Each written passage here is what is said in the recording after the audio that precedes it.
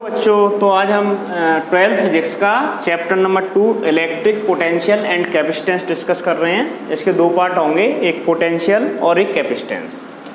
तो इससे पहले हमने चैप्टर 1 में डिस्कस किया है कि अगर कोई चार्ज है तो ये चार्ज अपने आसपास इलेक्ट्रिक फील्ड बनाता है जिसकी डायरेक्शन होती है पॉजिटिव चार्ज की वजह से आउटवर्ड।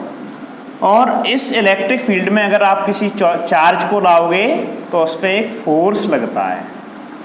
ठीक है, इसके आगे हमने बात नहीं की कि फोर्स लगने से क्या होगा, तो चैप्टर 2 इसी पे डिस्कस करेंगे।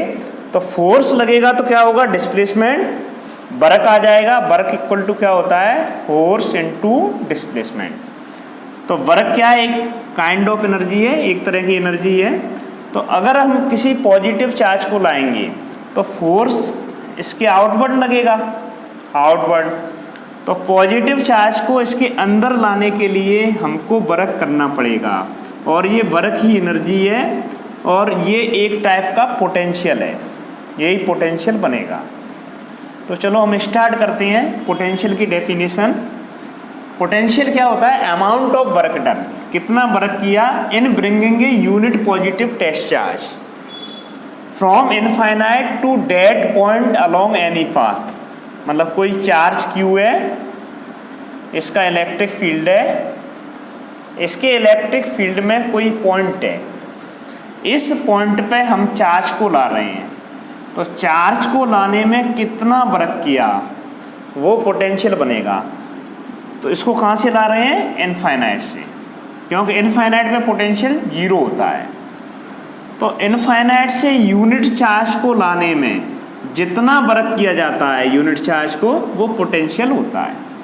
तो सपोज मान लो कि ये Q0 चार्ज है, इसको लाने में W वर्क किया, Q0 चार्ज को लाने में W वर्क किया, तो यूनिट चार्ज को लाने में कितना वर्क करना पड़ेगा, W/Q0।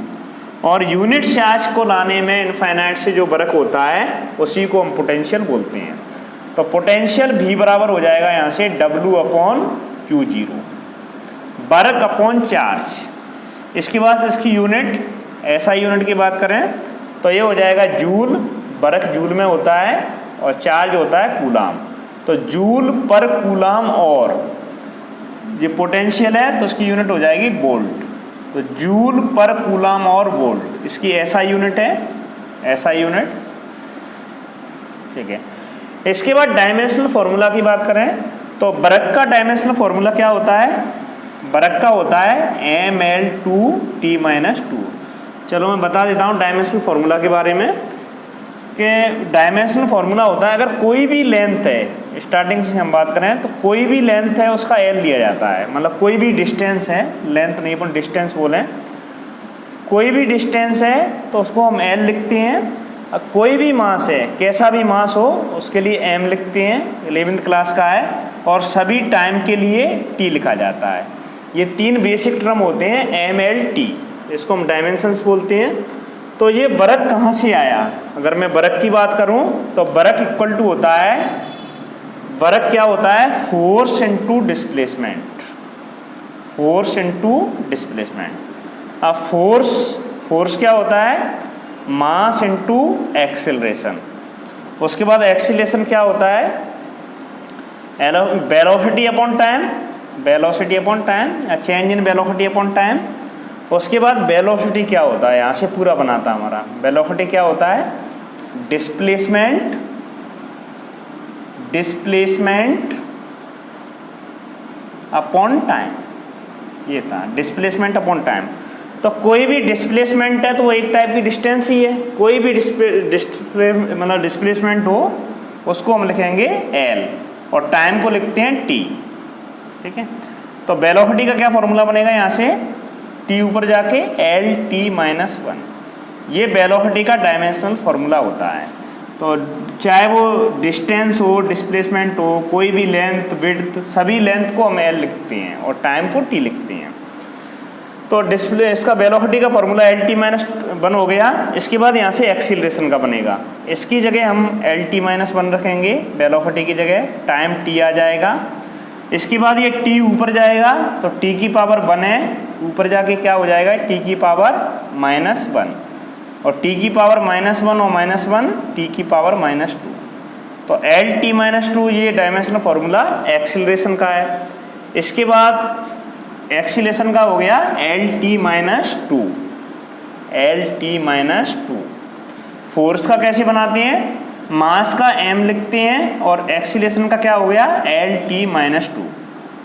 तो ये याद रखना है आपको, फोर्स का क्या होता है mLt-2। और वर्क क्या होता है, वर्क की बात करें हम तो वर्क होता है यहाँ से फोर्स इनटू डिस्प्लेसमेंट। तो फोर्स का क्या हो गया mLt-2 और डिस्प्लेसमेंट का L होता है। तो वर्क का डायमेंशनल फॉर्मूला बनेगा m L की पावर 2 t की पावर -2। ये वर्क का हो गया। उसके बाद चार्ज का मैंने बताया था, चार्ज क्या होता है current into time. Current into time, current होता है एम्पियर में और टाइम होता है t लिखते हैं कैपिटल T। तो चार्ज का डायमेंशन फॉर्मूला AT बनता है AT। पोटेंशियल का बनाएंगे तो W की जगह क्या लिखेंगे mL की पावर 2 t की पावर -2 और चार्ज का हो जाएगा AT। इसको सॉल्व करेंगे तो mL की पावर 2 t की पावर 1 ऊपर जाके -1 हो जाएगी तो -1 -2 -3 और a की पावर 1 ऊपर जाके a की पावर -1। तो ये पोटेंशियल का डायमेंशनल फॉर्मूला हो गया।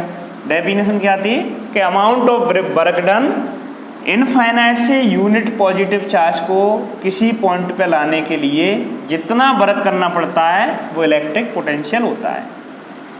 इसके बाद नेक्स्ट डेफिनेशन है इलेक्ट्रिक पोटेंशियल डिफरेंस। तो इलेक्ट्रिक पोटेंशियल डिफरेंस क्या हो जाएगा कि इलेक्ट्रिक फील्ड के अंदर एक पॉइंट से दूसरे पॉइंट तक, एक पॉइंट A है B है, यूनिट पॉजिटिव चार्ज को एक पॉइंट से दूसरे पॉइंट तक ले जाने में जितना वर्क करना पड़ता है वो पोटेंशियल डिफरेंस हो जाएगा। ऐसे A से B तक ला रहे हैं तो पोटेंशियल डिफरेंस इसका क्या है VB मान लो और इसका VA। तो फाइनल क्या हो जाएगा VB और ला कहाँ से रहे हैं A से, तो इनिशियल VA। तो डिफरेंस क्या होता है final minus initial. Work done हम W मान लें, A से B तक अगर W वर्क है तो W/Q0, फॉर्मूला यही है। तो पोटेंशियल डिफरेंस एक पॉइंट से दूसरे पॉइंट तक ले जाते हैं उसे पोटेंशियल डिफरेंस बोलते हैं।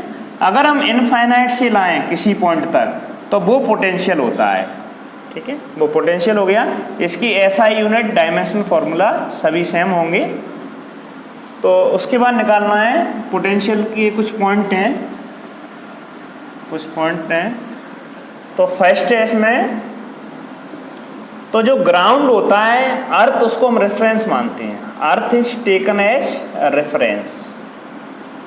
किसी बॉडी का पोटेंशियल मेजर करना है तो अर्थ के रेफरेंस में किया जाता है। तो इसका पोटेंशियल हम 0 मानते हैं रेफरेंस के लिए। Potential of earth is taken 0, potential of earth 0 होता है। इसके बाद अगर किसी बॉडी का पोटेंशियल अर्थ से ज़्यादा है तो उसको पॉजिटिव पोटेंशियल बोलेंगे, ग्रेटर देन 0 है तो उसको बोलेंगे पॉजिटिव पोटेंशियल। अगर किसी बॉडी का पोटेंशियल अर्थ के पोटेंशियल से कम है तो उसे बोलते हैं हम नेगेटिव पोटेंशियल। Negative potential. उसके बाद पोटेंशियल का फॉर्मूला क्या था V = W/Q0। तो वर्क भी स्केलर होता है, चार्ज भी स्केलर है। तो पोटेंशियल एक स्केलर क्वांटिटी है। पोटेंशियल क्या है स्केलर क्वांटिटी, ठीक है। इसके बाद बता दिया। उसके बाद नेक्स्ट पॉइंट है पोटेंशियल स्केलर हो गया। इनफाइनाइट पे पोटेंशियल 0 माना जाता है, मतलब V इनफाइनाइट पोटेंशियल 0 होता है। इनफाइनाइट पे 0, अर्थ का 0। अगर किसी बॉडी का पोटेंशियल अर्थ से ज़्यादा है पॉजिटिव, कम है नेगेटिव। ये बात हो गई। इसके बाद जो पोटेंशियल का सिग्निफिकेंस क्या है, पोटेंशियल का मतलब यह है कि अगर किसी पॉइंट पे, ऐसे 2 पॉइंट में ले रहा हूँ A और B, A का पोटेंशियल +5 है और इसका -5 है, तो इसको बोलेंगे हम हायर पोटेंशियल। ये ज़्यादा पोटेंशियल है, हायर पोटेंशियल और ये पोटेंशियल कम है तो इसको बोलेंगे लोअर पोटेंशियल, मतलब ज़्यादा पोटेंशियल से कम पोटेंशियल। तो पॉजिटिव चार्ज का फ्लो हमेशा होता है, पॉजिटिव चार्ज कहाँ से जाएगा, हायर से लोअर की तरह ही आता है। अगर पॉजिटिव चार्ज को यहाँ फ्री कर दोगे तो वह हायर पोटेंशियल से लोअर पोटेंशियल जाता है। इसका एक रीज़न ये भी है कि ऐसे दो हमने ले लिए, एक पॉजिटिव चार्ज है एक नेगेटिव चार्ज है, तो इलेक्ट्रिक फील्ड कुछ इस तरीके से बनेगी, प्लस से माइनस की तरह। ये इलेक्ट्रिक फील्ड की डायरेक्शन है, और पॉजिटिव चार्ज को अगर यहाँ पे आप रखोगे तो वो इलेक्ट्रिक फील्ड की डायरेक्शन में ही फोर्स लगता है। पॉजिटिव चार्ज पे फोर्स लगता है हमेशा इलेक्ट्रिक फील्ड की डायरेक्शन में, तो जैसे ही आप ड्रॉप करोगे वो ऐसे चला जाएगा, ठीक है। और नेगेटिव चार्ज पे फोर्स इधर लगेगा, नेगेटिव चार्ज फील्ड की अपोजिट डायरेक्शन में जाएगा। तो यहाँ से हम समझते हैं कि पॉजिटिव चार्ज का फ्लो कहाँ से होगा, higher potential to lower potential, और नेगेटिव चार्ज का फ्लो होता है lower potential to higher potential. तो पोटेंशियल का सिग्निफिकेंस ये है कि ये चार्ज कैरियर का फ्लो बताता है कि चार्ज कैरियर कहाँ से कहाँ जाएगा। हमेशा पॉजिटिव है तो वो हायर टू लोअर जाएगा, और नेगेटिव है तो वो लोअर टू हायर जाएगा। तो ये पोटेंशियल के बारे में कुछ बात हो गई। अब डेरिवेशन है, तो potential due two point charge, point charge की वजह से डेरिवेशन करना है, potential due two point charge, point charge. तो ये हमने potential due two point charge करना है। इसके लिए इलेक्ट्रिक फील्ड भी कैलकुलेट की थी पॉइंट चार्ज की वजह से, कुछ याद होगा आपको। एक प्लस क्यू चार्ज है तो उससे r डिस्टेंस पे इलेक्ट्रिक फील्ड कितनी होती है, E बराबर होता है 1/4 पाई एप्सिलॉन 0, वो चार्ज आ जाता है और डिस्टेंस का स्क्वायर। ये इलेक्ट्रिक फील्ड की डेरिवेशन हो गई। तो इसी तरीके से कुछ पोटेंशियल की डेरिवेशन करनी है इस पॉइंट चार्ज की वजह से। तो इसमें कंसीडर करते हैं कि कोई पॉइंट O है, इस पर एक प्लस क्यू चार्ज रखा हुआ है, और इससे r दूरी पर कोई पॉइंट P है जिस पे हमको पोटेंशियल कैलकुलेट करना है, इस पॉइंट पे पोटेंशियल करना है। तो पोटेंशियल कैलकुलेट करने के लिए आपको क्या करना पड़ेगा, इन्फिनिटी से यूनिट चार्ज ले आओ। इन्फिनिटी से यूनिट चार्ज यहाँ तक लाने में जितना वर्क होगा वही पोटेंशियल है। पोटेंशियल की डेफिनेशन क्या होती है कि इनफाइनाइट से यूनिट चार्ज लाने में, इलेक्ट्रिक फील्ड के किसी पॉइंट में यूनिट चार्ज लाने में जितना वर्क होता है वो पोटेंशियल होता है। अगर ये प्लस चार्ज है तो इसकी इलेक्ट्रिक फील्ड ऐसे कुछ होगी, ये इलेक्ट्रिक फील्ड है, ठीक है। तो कुल मिला के आपको इनफाइनाइट से r डिस्टेंस कहाँ से लाना है, इनफाइनाइट से लेके आना है r डिस्टेंस। तो मैं ऐसे लिख देता हूँ, वर्क करना पड़ेगा इनफाइनाइट से r, इतना वर्क करना पड़ेगा। यूनिट पॉजिटिव चार्ज को, यूनिट चार्ज को यहाँ से यहाँ तक ले आओ, जितना वर्क होगा वो पोटेंशियल होगा। चलो तो इसको सॉल्व कैसे करेंगे, सॉल्व करने के लिए हम मान लेते हैं यहाँ पे ये इलेक्ट्रिक फील्ड है, इलेक्ट्रिक फील्ड हो गई। तो इसका कोई पॉइंट A है, इस पर Q0 चार्ज रख दिया, Q0 चार्ज रखा है और इसकी डिस्टेंस x है, ठीक है। तो Q0 चार्ज को अभी तक हमने क्या पढ़ा है, एक अगर चार्ज है तो वो क्या बनाएगा, इलेक्ट्रिक फील्ड, और उस इलेक्ट्रिक फील्ड के अंदर अगर किसी चार्ज को रखेंगे तो उस पर फोर्स लगेगा। वो फोर्स कितना होता है, F बराबर 1/4 पाई एप्सिलॉन 0, दोनों चार्ज का मल्टीप्लिकेशन और डिस्टेंस का square. Coulomb's law, Coulomb's law यही था कि अगर इलेक्ट्रिक फील्ड के अंदर आप दूसरा चार्ज लेके आओगे तो उस पर फोर्स लगेगा, और फोर्स कितना होता है 1/4 पाई एप्सिलॉन 0, दोनों चार्ज का मल्टीप्लिकेशन और इसका स्क्वायर डिस्टेंस, ठीक है। तो ये फोर्स हो गया। अब पोटेंशियल निकालना है तो वर्क निकालना पड़ेगा, क्योंकि यूनिट चार्ज को लाने में जो वर्क होगा वही पोटेंशियल बनेगा। तो इसके लिए वर्क लाना है तो डिस्प्लेसमेंट लाना पड़ेगा, क्योंकि फोर्स इनटू डिस्प्लेसमेंट वर्क होता है। तो एक पॉइंट A है, एक पॉइंट B है, तो इसको मैं स्मॉल डिस्प्लेस कर रहा हूँ, मतलब ये डिस्प्लेसमेंट dx मान लो, ये dx मान लो। तो देखो डिस्प्लेसमेंट हमने इधर कर दिया ए से बी की तरफ, और फोर्स इधर लग रहा है, फोर्स इधर लग रहा है। ये चार्ज इस पर रिपल्सिव फोर्स इधर लगाएगा, क्यों? पॉजिटिव चार्ज को रिपल करेगा, रिपल्सिव फोर्स। तो वर्क कितना हो जाएगा? स्मॉल वर्क डी डब्ल्यू बराबर F into force into displacement. तो मैं यहाँ पे माइनस डी एक्स ले रहा हूँ। माइनस डी एक्स यहाँ पे क्या बता रहा है कि फोर्स और डिस्प्लेसमेंट अपोजिट डायरेक्शन में, फोर्स इधर है और डिस्प्लेसमेंट इधर है, इसलिए ये माइनस का साइन आ गया। अब एफ की वैल्यू यहाँ पे पुट कर दो, एफ की वैल्यू पुट करो। तो एफ की वैल्यू रखोगे डी डब्ल्यू इक्वल टू आ जाएगा 1/4πε0 Q0 अपॉन एक्स स्क्वायर और इंटू माइनस के डी एक्स। ठीक है, ये आ गया। मैं माइनस को आगे लिख देता हूँ, इस माइनस को आगे लिख देता हूँ। तो डी डब्ल्यू का फॉर्मूला ये आ गया। ये स्मॉल वर्क आ गया, हमने छोटा सा डिस्प्लेसमेंट दे दिया, उससे स्मॉल वर्क आ गया।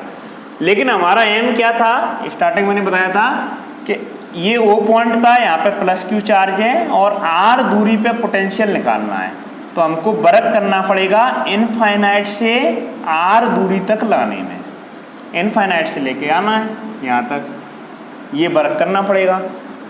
तो अब इसको इंटीग्रेट करेंगे, टोटल वर्क निकालने के लिए इंटीग्रेट कर दो, इंटीग्रेट कर दिया।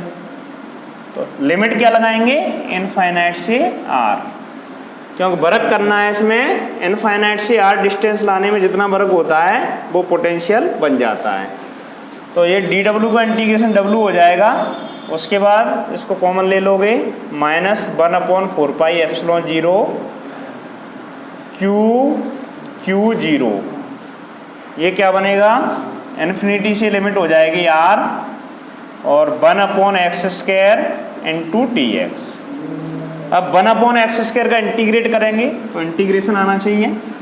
इंटीग्रेशन का फॉर्मूला होता है यहाँ पे x की पावर n का होता है x की पावर n+1 इसका इंटीग्रेट करना है। तो ये x की पावर -2 हो जाएगी ऊपर जाके, -2। तो n की जगह क्या आ जाएगा? -2 आ जाएगा। x की पावर -2 + 1 -2 + 1 सॉल्व करोगे, x की पावर -1, ये -1 -1/x आ जाएगा। तो इसका इंटीग्रेशन -1/x होता है, -1/4πε0 Q इंटू Q0, इसके बाद इनफाइनाइट टू r -1/x, इसका इंटीग्रेशन हो जाएगा। और इंटीग्रेट होने के बाद इस लिमिट को ऐसे लगा दो, इनफाइनाइट टू r। इसके बाद ये माइनस बार आ जाएगी, तो माइनस ये यहाँ पे आके तो माइनस माइनस हो जाएगा प्लस। अब लिमिट लगाओ, 1/4πε0 Q इंटू Q0। लिमिट पहले अपर लिमिट लगाई जाती है, तो 1/r, बीच में माइनस आ जाएगा, उसके बाद लोअर लिमिट 1/∞। तो ये टोटल वर्क कितना आ गया। उसके बाद 1/∞ 0 हो जाएगी, तो इसको 0 कर देता हूँ मैं, ये 0 हो गई। ठीक है, तो टोटल वर्क का फॉर्मूला बनेगा यहाँ से, टोटल वर्क आ गया W बराबर 1/4πε0 Q into Q0 upon R। ये टोटल वर्क का फॉर्मूला आ गया। बट उसके बाद Q0 को आप नीचे ले आओ तो W अपॉन Q0 क्या हो जाएगा? 1/4πε0 Q अपॉन R। लेकिन इसी को तो पोटेंशियल बोलते हैं। W अपॉन Q0 क्या होता है? V होता है पोटेंशियल। तो V का फॉर्मूला आ जाएगा यहाँ से 1/4πε0 Q अपॉन R। यूनिट इसकी हो जाएगी वोल्ट। ये इसका फॉर्मूला आ गया।